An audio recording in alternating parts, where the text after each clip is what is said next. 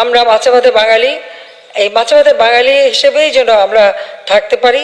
আর এখন মাছের কাটার একটা সমস্যা, অনেকে মাছ খেতে চায় না, কিন্তু প্রক্রিয়াজাত করলে পরে কিন্তু এই কাটাও কিন্তু নরম করে ফেলা যায় এবং খাওয়া যায়, এবং সেটা খুব বেশি কঠিন না, এমনকি ঘরে ঘরেও করতে পারেন।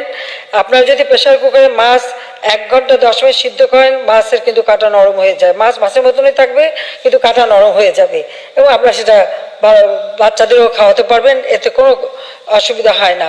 কাজে আমরা কিন্তু এটা করি, একটু রেসিপিও দিয়ে দিলাম সাথে, যাতে আপনাদের ঘরে কাটার সমস্যাটা না থাকে। কারণ বিশেষ করে ইলিশ মাছ একটু বেশি সময় লাগে, সমুদ্রের মাছ, আর অন্য মাছ আরও কম সময় হয়ে যায়।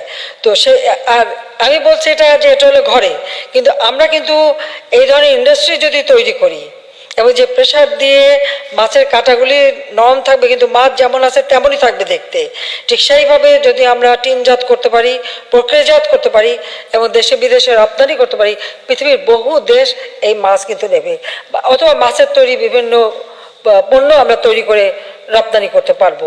কাজে আমি মনে করি যে আমাদের নতুন প্রজন্ম তারা আরও এগিয়ে আসবে, তাদের কর্মসংস্থান যেমন হবে, দেশে বেকারত্ব দূর হবে, আর সেই সাথে সাথে দেশও রপ্তানিযোগ্য পণ্য পাবে, আর দেশের আভ্যন্তরীণ চাহিদাও মিটবে।